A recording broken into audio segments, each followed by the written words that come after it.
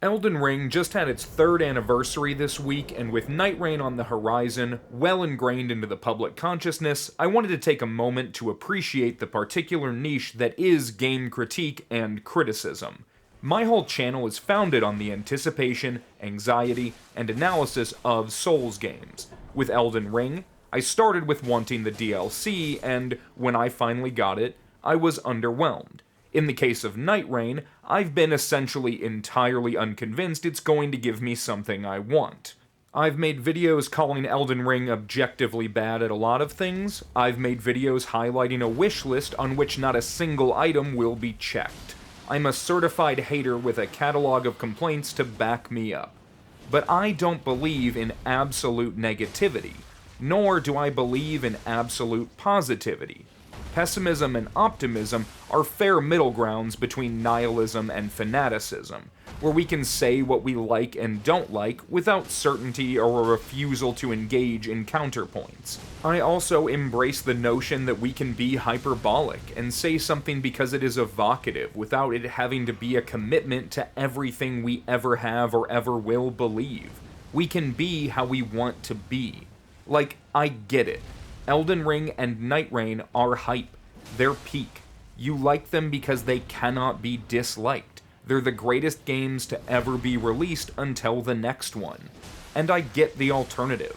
Elden Ring and Nightreign are mid. They're cash grabs. You hate them because they represent everything wrong with games and the industry as a whole. The truth can encompass both of these, along with everything in between. Games are subjective. They have objective qualities, but how you feel about them is wholly unique to you as a person and as a player. Anything negative I have to say about Elden Ring or Nightreign doesn't mean I don't want to play them or don't think they have value. It's not a condemnation of them in their entirety, and it's not a judgment on anyone who feels differently. I don't make videos about games I don't like. Or, more accurately, I don't make videos about games I don't find interesting. I don't know how I feel about Elden Ring even after 3 years, because how I feel is ever changing. I also don't know how I feel about Nightreign as a complete experience, because it doesn't exist yet. But I still find them interesting. Sometimes via pessimism, other times optimism, but interesting nonetheless. And that's what YouTube is great for. This is a platform where we can facilitate our own discussions about anything we want, just like most social media, but in a format that is long form and frankly better focused. There's room for everyone to have their opinions and for everyone else to comment and voice their opinions on that opinion. It's great, I love it. At the same time, there's a sentiment that everyone needs to be on the same train. We get divisive about things we care about, whether or not we have the reasoning to back it up. When we take up arms to defend our positions by way of angrily disparaging a faceless peer on the internet, we're attacking someone whose character is, in all likelihood, not fully captured by a handful of comments. And it's okay to be that emphatic for something you love or hate. It can be endearing to feel so strongly that you would go to bat for it. But there's always going to be a limit and a point at which it becomes entirely unhelpful, where it becomes reductive. The discussion around Nightreign is difficult to participate in because it is inherently divisive. The game does not have a formula that we can follow to ensure our approval. Elden Ring, for all of its departures from traditional Souls gameplay, is still a Souls game. Nightreign is not. It's unfounded in this fear, both for Souls players and from software. It's a derivative work by a different author, sanctioned by the original and using much of the same resource pool. In more ways than one, it's licensed fan fiction. That doesn't necessarily speak to its quality either. It's just a subjective reading of a network test and some interviews. And if you're the sort of person who loves Elden Ring because it's Elden Ring, well, Nightreign probably shares enough of that brand that you can love it by that metric alone. If you love Elden Ring for the experience of playing Elden Ring, Nightreign is going to challenge that. You might come away happy as can be, you may be disappointed. And if you're the sort of person who hates Elden Ring because it brought Souls games to the mainstream in a way that fundamentally altered both the formula and the player base, the Nightreign probably feels like salt in the wound of losing an art form you cherish. If you hate Elden Ring because you hate the Souls formula, the Nightreign is at least something different. Not that you'll like it, but it's different all the same. These are all perfectly fine approaches to a subjective take on Elden Ring and Nightreign, hot or not. It's cool that people can feel really differently about the same thing. What's decidedly less cool is when people insist on a monolith. There's no objectively right or wrong way to feel about Elden Ring or Nightreign, regardless of how strong those feelings are. While I feel largely negative for the prospects Nightreign holds for me personally, I understand there's no reason for anyone else to share my sentiment. It's unique to my position in the world and the way I experience games. And I don't want anyone to feel compelled to bend to my way of thinking. I just have an opinion, and I want to go to bat for it because it's interesting to me, and hopefully it's interesting to others. My negativity is also owed in large part to what I see as a vanishing willingness for people to critique or criticize things they love. I'm at odds with the idea that you either voice unabashed support for something or scathing criticism, lest it cease to exist or consume all things. That may be true of something like capitalism, but the conversation is a little more complicated when we're talking about something like games, where the capacity to become better is possible through critique and criticism, and their success or failure does not solely determine the fate of humanity. The value in pointing out flaws is that they can be fixed. No one should claim their favorite game is perfect because that's not how games work. There is always room for improvement, and disallowing critical analysis can stifle that effort. To that end, I get why people are worried about what Nightreign means for Souls games going forward. It feels a lot less serious than what came prior, and frankly, it does feel like a release designed to pander to a more casual audience. It's a sentiment carried over from Elden Ring, and I truly understand it. I also understand why people push back and insist on maintaining a positive outlook. Negativity can be a corrosive thing, and if you go in hating something, you're that much more likely to continue hating it. Keeping an open mind is essential to an unrestricted experience, and if we want to enjoy it, we need to try to enjoy it. The danger of these mindsets comes in when we are dismissive of the alternative, when we are unwilling or unable to hear someone out regardless of what's at stake. Sure, someone can just not play a game if they don't enjoy it, but that's a total dismissal of the issue they might have. When I say I dislike something about a game, it doesn't mean I don't want to play it, it just means I see room for improvement. It's the functional equivalent of telling someone to just leave their home if they don't like the surge of fascism taking hold.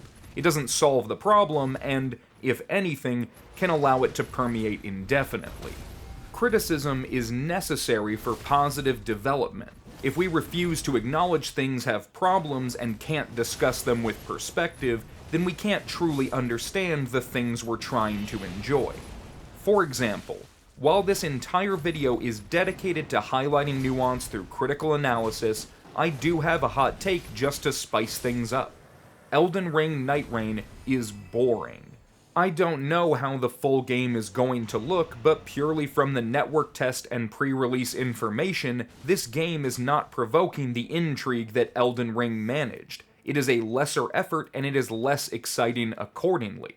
It's borrowing from Elden Ring for brand recognition and an easy foundation to rest on, but it's not bringing anything to the table I find appetizing. That does not mean it's bad, but it can help to explain why the only thing I have to talk about is how I feel about its existence. It's not an exciting release. I'm not counting down the days. Part of that is due to the exhaustion Elden Ring inflicted, but I'm confident most of it is due to Nightreign not trying very hard to excite me and instead downplay every aspect of itself. And in the spirit of this video, please take what I'm saying as it is intended, as a somewhat pessimistic take on a major release from a studio known for groundbreaking efforts. It doesn't mean I don't want to play Nightreign. It means I'm not very excited to play it because it doesn't feel like the type of game I've come to expect and appreciate from the most interesting developer of our day. You may feel strongly opposed to what I'm saying. You may know, with absolute certainty that Nightreign is not boring and you are, in fact, counting down the days. You love Nightreign and you hate me. I get it. But nothing about what I said should be taken as directly challenging your opinion. It's a counterpoint, absolutely, but how we feel can coexist. Neither of us is right or wrong when it comes to what Nightreign is. We are both right about how we feel, and we would both be wrong to impose on the other. And this is coming from someone who genuinely loves to fight about this sort of inane bullshit. I love arguing about basically everything, significant or otherwise. It's fun for me, and I imagine it's fun for others. But when that fighting becomes less about sparring and more about trying to kill someone, it loses its novelty. So the next time you're looking to push back on someone, ask yourself if you're actually having fun. Hopefully my rambling is getting my point across, but if it thus far hasn't, let me give you a TLDR. Generally speaking, it's okay to feel differently about something and voice that opinion in a way that adds to the conversation. It's less okay to damage or dismiss the conversation just because it isn't representative of your experience. I'm going to make more videos about Nightreign and Elden Ring, and a lot of them are going to be negative. The future of Souls games is slow and bleak for me as a PvP enjoyer who wants games to ask more of their players and have less broad market appeal. But I'm also very open to positivity. If Nightreign ends up being an incredible time that I just can't put down, that'd be a great day for me. I would relish the opportunity to be so completely wrong about something when being right means passive disinterest. I have no way of knowing what Nightreign will be when it releases, and I am sure my feelings will develop with time. I could reserve all forms of judgment until the game is complete, but then I'd have nothing to say for at least the next year, and I wouldn't be able to contribute to the conversation. I'd be failing to live in the moment and embrace the uncertainty.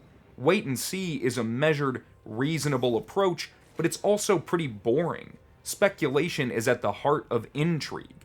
I'm not trying to generate controversy either. It's simply the nature of social media that controversy is generated by conflicting opinions. It's on us to interpret the information and form opinions of our own. I felt I needed to make this video because my comments section gets pulled in every possible direction and I'm worried people are losing the plot. I get people leaving me comments about how wrong I am and how I'm a liar chasing clout, and I get people leaving me comments using what I'm saying as a justification to shit on anyone who thinks differently. As much as I appreciate the engagement, it's important to me that we maintain some level of mutual respect. We are all a part of the same community, and criticism is something that cannot be mastered. We are working collectively to strengthen our cause, and it would work best if we cared about what everyone wanted. I want Nightreign to be a great game that everyone enjoys. I want it to be the best version of itself it can possibly be. Of course, Nightreign cannot be a game for everyone. That's true of any game. Whenever a title compromises too readily, it ceases to be an artistic vision and becomes little more than a product. Where Nightreign sits on that front remains to be seen, but I feel comfortable saying there is a vision being executed. It may not be one I find particularly artistic or engaging, but it's a vision nonetheless. And though that vision may be explicitly excluding PvP and a conventional RPG experience, players who value those aspects can still have valuable criticisms and input. These are conversations worth having. If they weren't, I wouldn't have a channel, and neither would a lot of folks, including the ones you agree with. So if you want to be part of the conversation, give me your take on critical analysis and nuance in the comments. Or take an extreme position against me and declare war on all that I am. Like the video if you liked it, dislike it if you think I represent everything wrong with this world, and subscribe for more content. Until next time, thank you for watching.